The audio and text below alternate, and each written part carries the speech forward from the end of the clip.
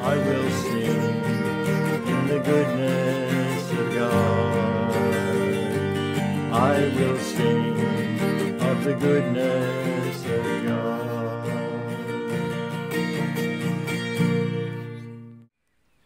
Session 2 of The Goodness of God. And perhaps today I tackle the age-old question, why do bad things happen to good people? What sort of God allows terrible things to happen to people? Now, John Stuart Mill was a philosopher and a member of Parliament in the 1800s in England, and he was very influential in thinking of that time. He raised the question about the goodness of God. He said, if God is good and bad things happen to people, then obviously God can't control that, so he's not sovereign.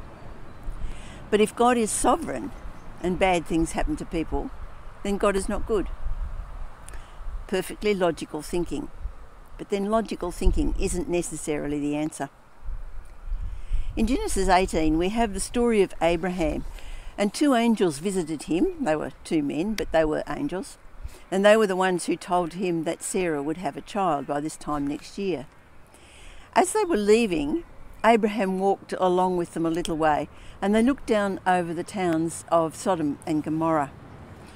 And God said that he was going to destroy Sodom and Gomorrah because of the wickedness of those places. The two men, the angels, went down into the city. Abraham stayed behind. And here we have an interesting dialogue between Abraham and God. Abraham knows of the destruction that's coming, and he begins to protest to God. Will you wipe away the righteous with the wicked? What if there are 50 righteous people in the city? Will you really wipe it away and not spare the place for the sake of the 50 righteous people? God's answer was, if he found 50 righteous people in the place, he would spare the whole place for their sake. So then Abraham sort of begins a bargaining. Well, what if there were 45? Same answer. He would spare the place for the sake of the 45. Step by step, Abraham gets the number down to 10. And God's answer is still the same. For the sake of that 10, I will not destroy it. This is not a picture of a God who willy-nilly brings destruction or catastrophe upon a people. The presence of righteous people would prevent judgment on the ones who are doing evil. Now the story tells us that the two men went down into Sodom, and they did rescue Abraham's nephew Lot and his family. And the city was destroyed. Why was it destroyed? Because there was not one righteous person. It was God's mercy alone that rescued Lot and his family. Psalm 14 speaks of the condition of human beings. The Lord looks down from the heavens on the sons of men.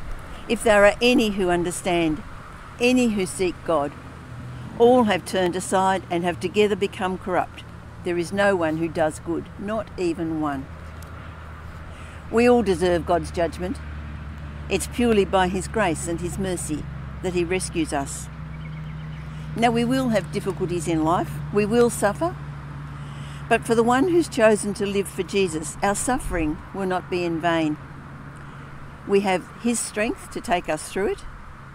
We'll find that we learn and we grow through the times of suffering. God doesn't cause our suffering, but he does allow us to go through it for a purpose. The whole of life is a mixture of ingredients. I mean, you wouldn't bite on a really hot chili and just eat it straight.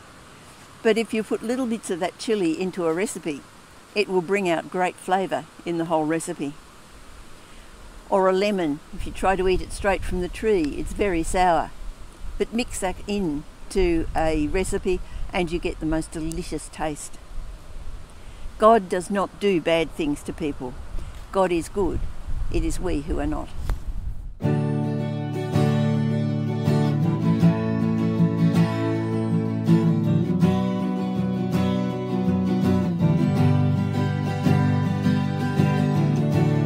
I have